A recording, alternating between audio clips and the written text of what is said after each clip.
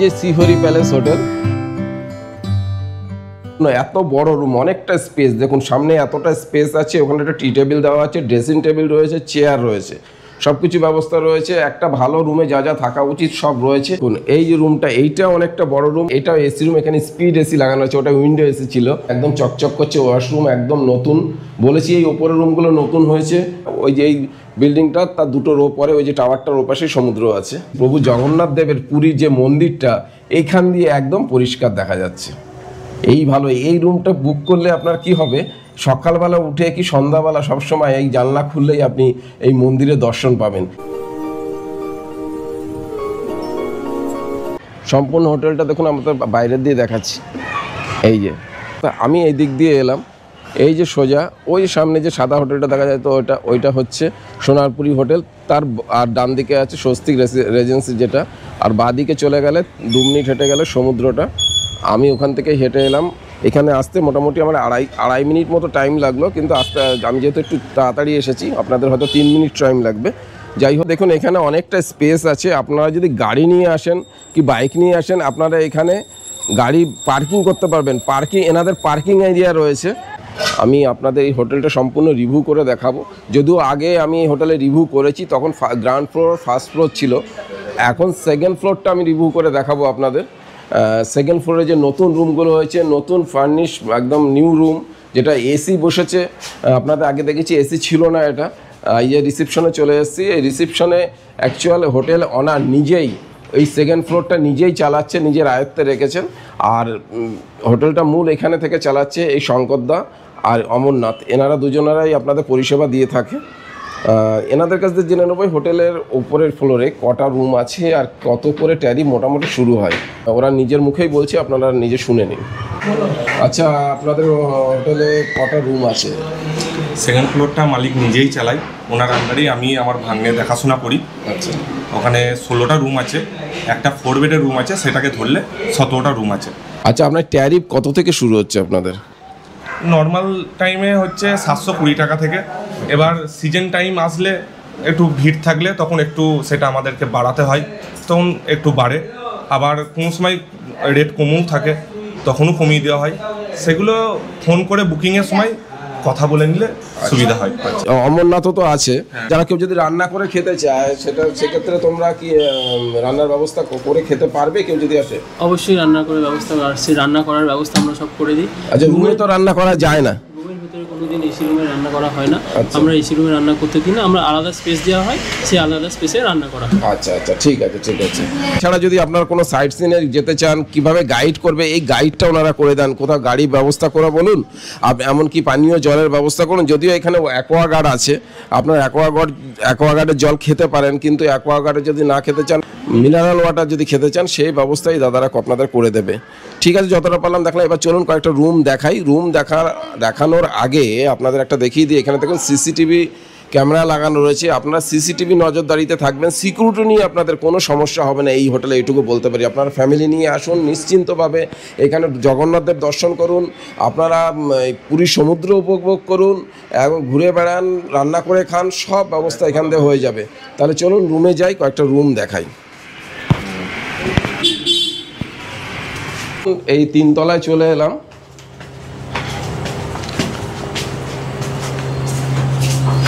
এই 3 তলায় সেকেন্ড ফ্লোরের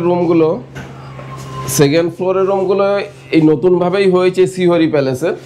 এই রুমগুলোই আপনাদের রিভিউ করে দেখাবো। আমার আগের ভিডিওতে দেখেছেন নিচের ফ্লোরের রুমগুলো দেখিয়েছি, ওটা মোটামুটি বাজেট রুম। এইটাও বাজেট রুম, খুব বেশি আছে তা নয়। এখানে এসি নন এসি সব রকম রুম হয়েছে এবং ওয়েল ডেকোরেটেড রুম হয়েছে। সেই রুমগুলোই আপনাদের রিভিউ করে দেখাবো। তা চলুন আগে ব্যালকনির দিকে আসি। এই দেখুন, এইখানে চলে এলাম। এইখানে দেখুন এত বড় ব্যালকনিটা আছে, এখানে অনেকটা স্পেস রয়েছে, দেখতে পাচ্ছেন এখানে অনেকটা স্পেস। আর এইখানটা দেখুন ডেকোরেশনটা কত সুন্দর করা রয়েছে, কাঁচ দিয়ে পুরো মোড়া রয়েছে। আমি আপনাদের ক্যামেরাটা হাতে নিয়ে দেখাচ্ছি। এই দেখুন, এইখান দিয়ে এটা খুলে দিলে বাইরের একটা খোলামেলা একটা পরিবেশ পাবেন। যে বিল্ডিংটা দেখতে পাচ্ছেন, এ দুটো তিনটে রো পরেই কিন্তু সমুদ্রটা, সোজাসুজি যাওয়ার রাস্তা নেই, না হলে আমরা হয়তো 1-1.5 মিনিটের মধ্যে সমুদ্রে পৌঁছে যেতাম এখান থেকে। একটু ঘুরে যেতে হচ্ছে, মানে আমাদের 2 থেকে 2.5 মিনিট, ম্যাক্সিমাম হলে 3 মিনিট টাইম লাগছে। কোন রুমটা খালি আছে? এইটা হচ্ছে D2 রুমটা আপনাদের একবার রিভিউ করে দেখাই। D2 রুমে প্রবেশ করছি, এই দেখুন ঢুকে একটা বেসিন আছে, সামনেই ওয়াশরুমটা আছে। ওয়াশরুমটা আমি যাব দেখাবো, তার আগে আপনাদের দেখাচ্ছি বাইরে দিয়ে রুমটা। এই দেখুন সম্পূর্ণ এত বড় রুম, অনেকটা স্পেস, দেখুন সামনে এতটা স্পেস আছে। ওখানে একটা টি টেবিল দেওয়া আছে, ড্রেসিং টেবিল রয়েছে, চেয়ার রয়েছে, সব কিছু ব্যবস্থা রয়েছে। একটা ভালো রুমে যা যা থাকা উচিত সব রয়েছে। একটা ওখানে একটা জানলা রয়েছে, বক্স জানলা, খুব সুন্দর, বাইরে ফুরফুরে হাওয়াটা ঢুকবে। আর এই দেখুন খাটটা, এই যে খাটটা 6-7 খাট, আপনারা 3 জন ভালো মতো থাকতে পারবেন। যারা গ্রুপ নিয়ে বুক করতে চান তারা কিন্তু এখানে অনেকে আবার 4 জনও থেকে যায়, সেটা এই হোটেল কর্তৃপক্ষ অ্যালাউ করে, সেটা নিয়ে সমস্যা নেই। তবে 3 জন কমফোর্টেবলভাবে থাকতে পারবেন। আর ওপরে দেখুন এই যে এসিটা রয়েছে, এটা এসি রুম, নন এসি করেও ভাড়া দেওয়া হয়, আপনারা বুক করতে পারেন।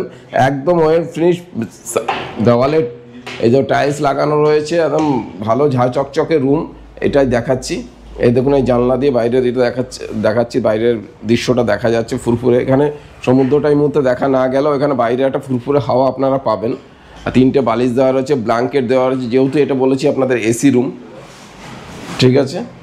আর এইখানে এবার ওয়াশরুমে চলে আসছে রুমটা, এই দেখুন একদম চকচকে নিচ থেকে দেখাচ্ছি, একদম লুকোচুরির ব্যাপার নেই, কোনো ভুল তথ্য দেবো না। দেখুন একদম চকচক করছে ওয়াশরুম, একদম নতুন। বলেছি এই ওপরের রুমগুলো নতুন হয়েছে। এই দেখুন ওয়েস্টার্ন কোমোড দিয়ে, একদম নতুন ডিজাইনের কোমোড দিয়ে করা রয়েছে, এটা ওয়েস্টার্ন কোমোড, বালতি জাগ সব কিছু রয়েছে, শাওয়ার সব কিছু ব্যবস্থা রয়েছে। এখনও গিজার লাগানো হয়নি, শীতকাল আসলে তার আগে এখানে গিজার লেগে যাবে, সেটা নিয়ে সমস্যা নেই। তাহলে এই রুমটা আপনাদের দেখিয়ে দিলাম, কেমন লাগলো অবশ্যই কিন্তু জানাবেন। আর বুকিং করতে হলে বুকিং তথ্য আমি ডেসক্রিপশন বক্সে দিয়ে দিচ্ছি, আপনারা সেই বুঝে ওই নাম্বারে কল করে বুকিং করবেন। তবে এই রুম রেট নর্মাল সিজনে 720 টাকা, নন এসিতে শুরু হচ্ছে, আর এসি রুম মোটামুটি 1300-1400 টাকা পড়বে। কিন্তু সিজনের টাইম কোনো অকেশন হলে সেক্ষেত্রে কিন্তু একটু বেশি হবে। সেটা যখন বুকিং করবেন তখন কিন্তু ফোন করে জেনে নেবেন তখন কি রেট চলছে, ঠিক আছে। এবার যদি আর কোনো রুম খালি থাকে আপনাদের সেটা একবার রিভিউ করে দেখাচ্ছি।